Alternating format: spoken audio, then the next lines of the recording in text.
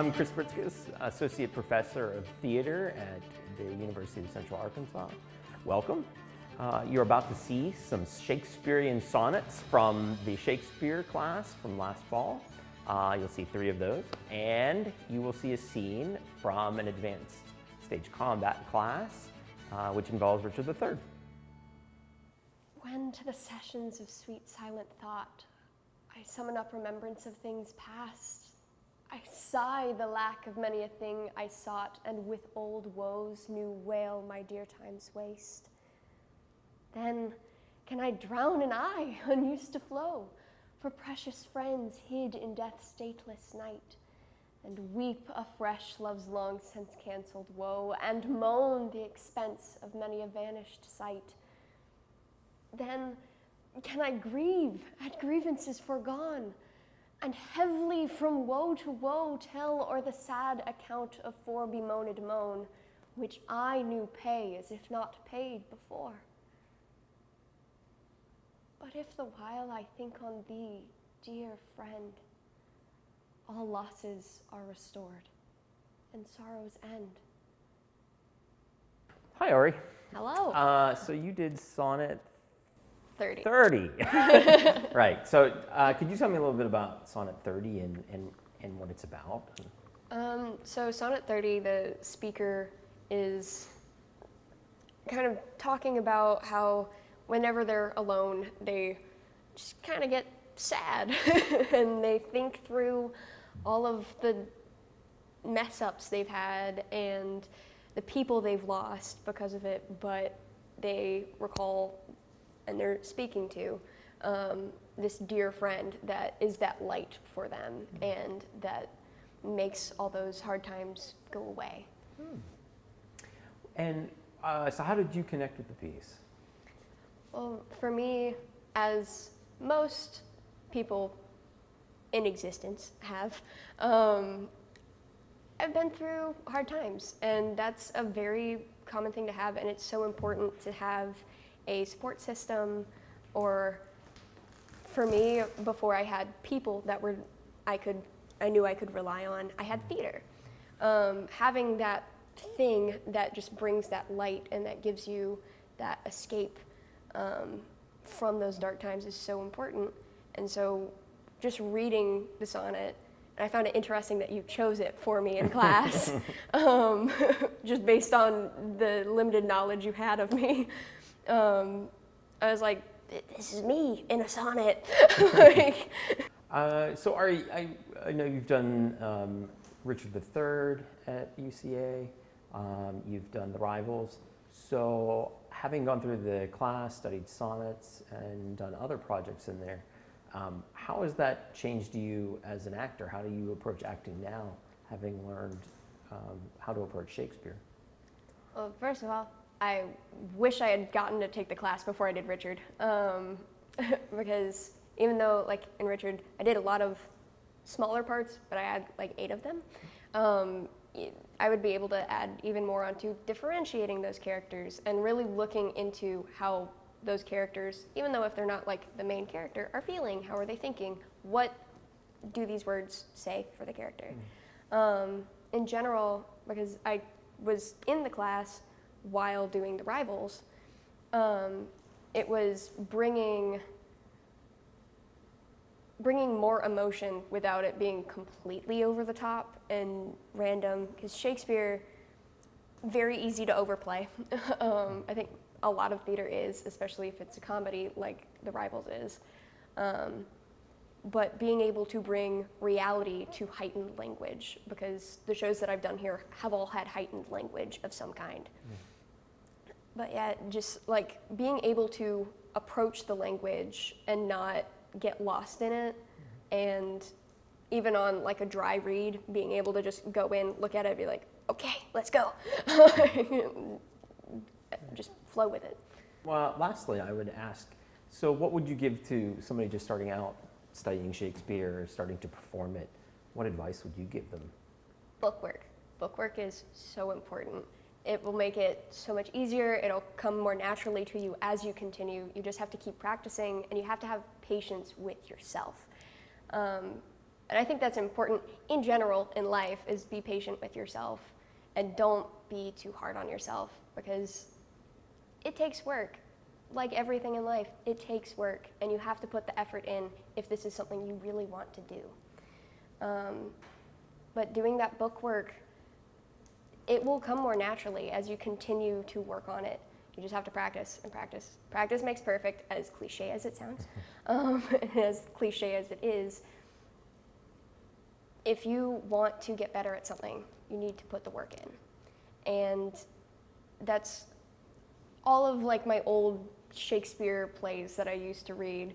I took notes in them constantly just to keep up with who was doing what and who so-and-so was.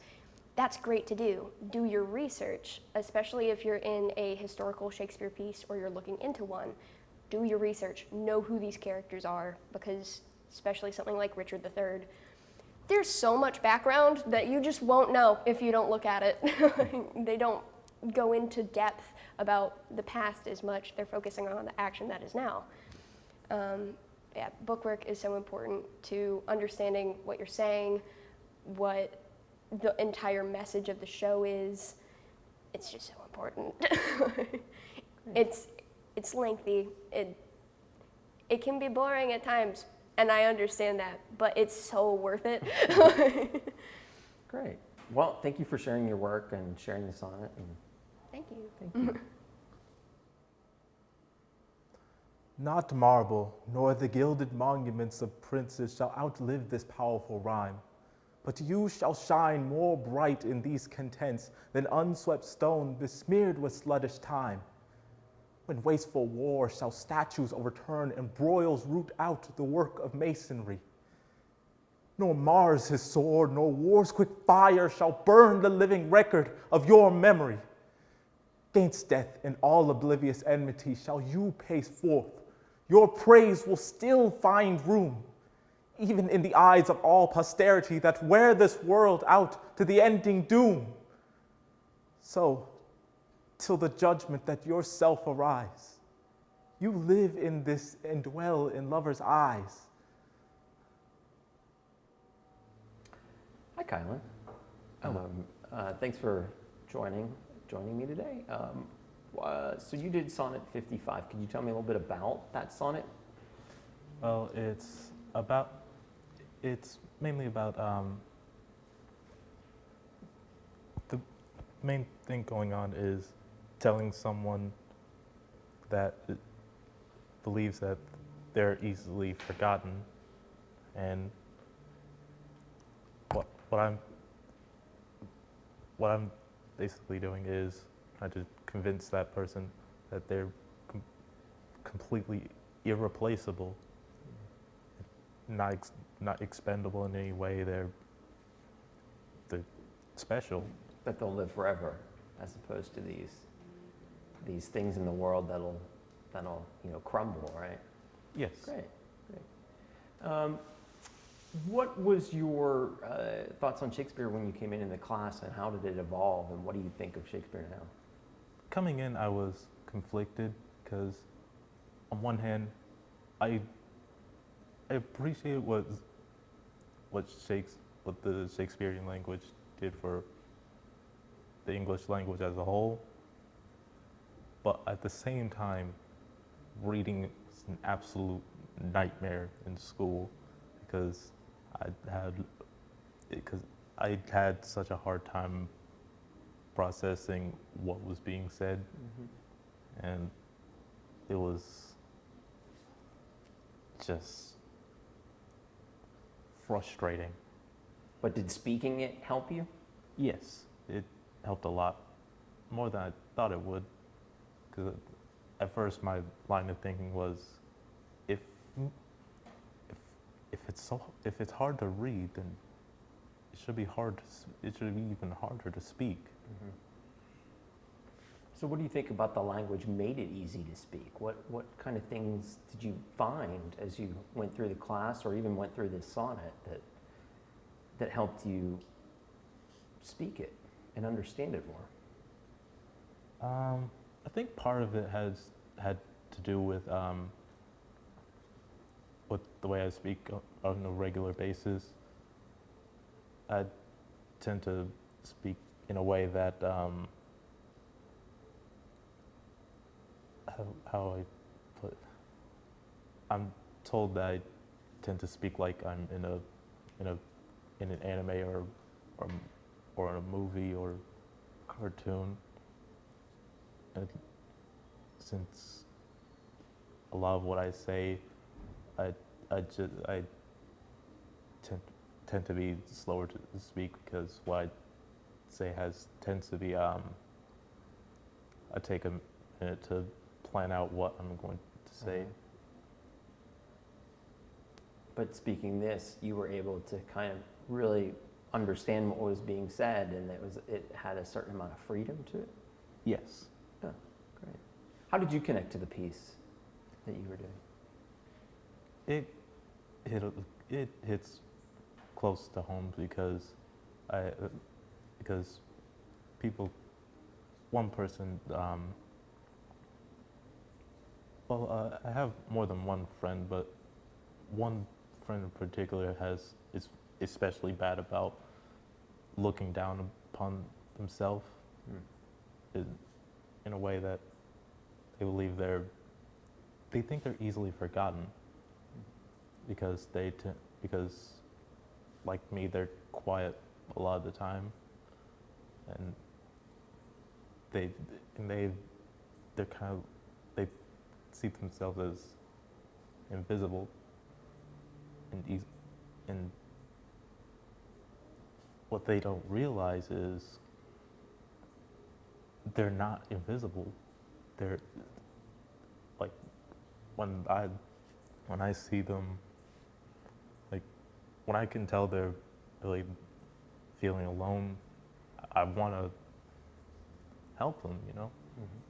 I want them to know that they matter. Yes, mm-hmm. They matter a lot. Yeah, good. And this was a way for you to express yourself and kind of tap into that. Yes.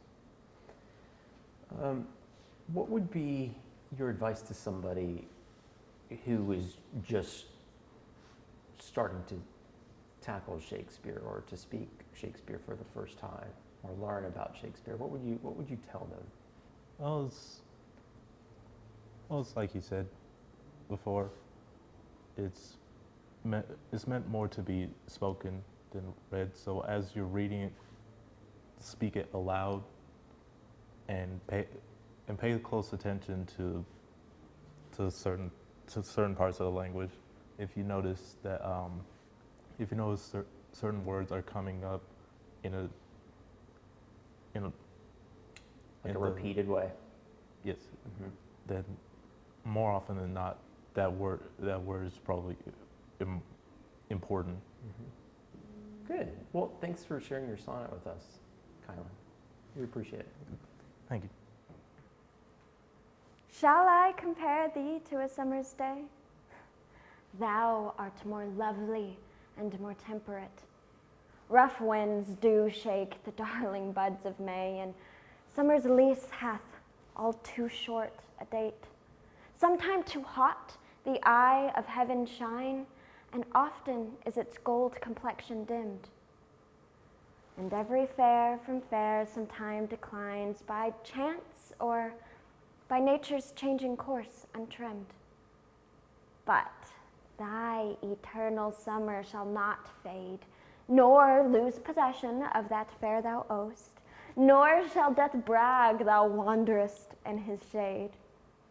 When in the eternal lines to time thou growest, so long as men can breathe or eyes can see, so long lives this, and this gives life to thee. Hi, Julia. Hi. What's up? So, Julia, can you tell me a little bit about Sonnet 18 and what it's about? Yes, I can. Sonnet 18 is about comparing a loved one to a summer's day. In the beginning, it starts out with reassuring someone that they are as wonderful, even more wonderful than a summer's day, and it continues on to talk about how time is fleeting and beauty is fleeting, but their love for this person is not. Well, how did you connect to this? How does it speak to you? Well, I think everyone has someone in their life that they love very deeply and that doesn't love themselves as much as they should, you know? I mean, I've had to reassure my mom and my friends and everyone I know that they are, in fact, a good person. So I think it really speaks to just reminding people how awesome they are. How did you feel about Shakespeare before last semester? Because I know you took a class in it. Mm-hmm. So how did you feel about Shakespeare going into the class, and then how did it change your views on him and his writing when you finished the class? At first, before the class, I thought Shakespeare was beautiful nonsense. That it was really pretty to look at and really pretty to go to and watch a Shakespeare show, but it didn't make any sense to me, and I didn't understand the relationships or why it was seemingly super dramatic for me. But after I took the class, I realized that there's so much almost mechanical artistry that goes into the language. So you talked about the language. So what about the language did you find by working on Sonnet 18? What were some of the things that as you were working through it that you found that you may have talked about in the class that was helpful or working through the piece? So there are a couple of things that stick out for me. The first one would be antithesis, which is basically the entire sonnet, because it's comparing one thing to another that isn't exactly alike. Antithesis. And what advice would you give somebody that was just getting into Shakespeare? What would you tell them about Shakespeare and about his plays or his writings? I would tell them to really focus on dissecting the language. To really, I mean, the heartbeat is a big deal, but I think what really gets you there is understanding Shakespeare's usage of the language and why he picked certain words and why he's changing the rhythm or why there's a double ending. So really taking your time dissecting his tools of language so that way you can understand your character a lot better. Thanks, Julia. I really appreciate you sharing your sonnet and sharing your work. Thank you. I really appreciate you being my professor.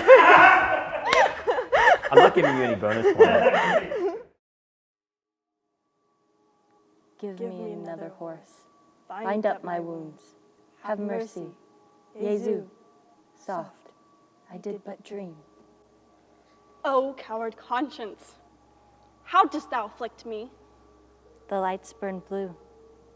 It's now dead midnight.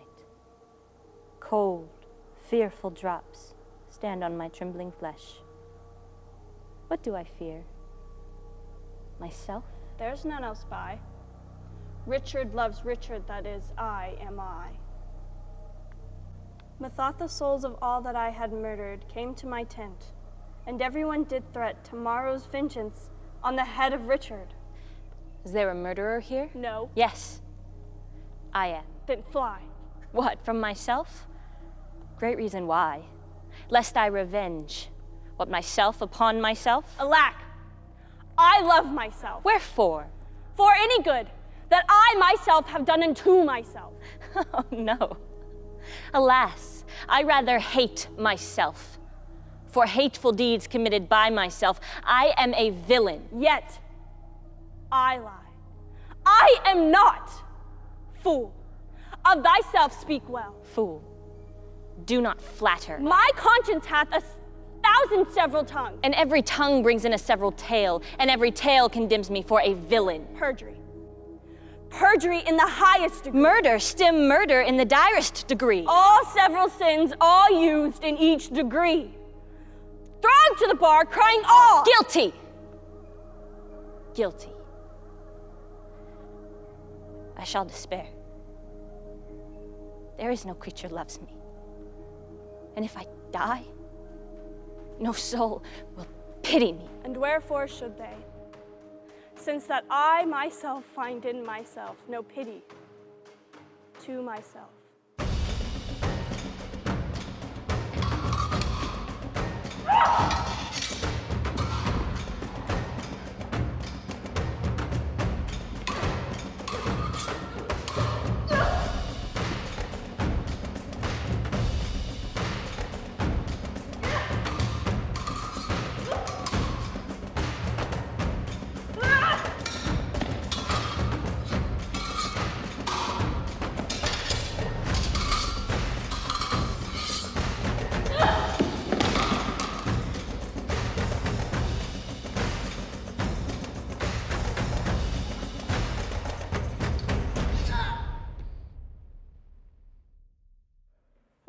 Hi, Harley. Hi, Emily. Could you tell us a little bit about how this project came to fruition, and what how did you conceive this whole idea of what your of the fight in doing Richard III? Well, we did a class with Chris Friskus last semester about advanced stage combat, and we did several different weapons, those being quarterstaff, Knife. and rapier and dagger, which was our last one. And we were asked about this project and the topic of the project, and so we started looking at the rapier dagger fight being a part of AST. And we were thinking about monologues, and we thought about all these ideas, and then we were like, what about Richard III?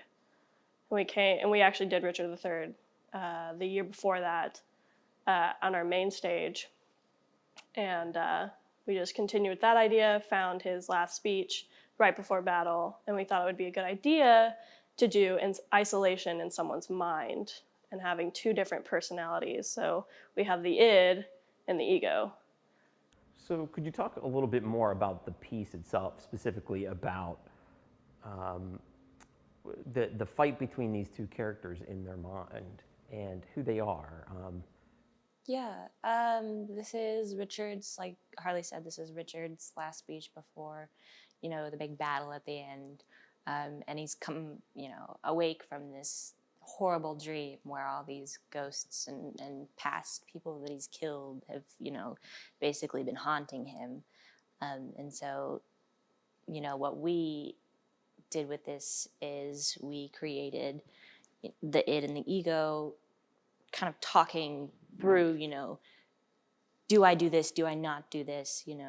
Am I actually a villain? Am I not a villain? Am I the good guy trying to do the right thing in his own mind?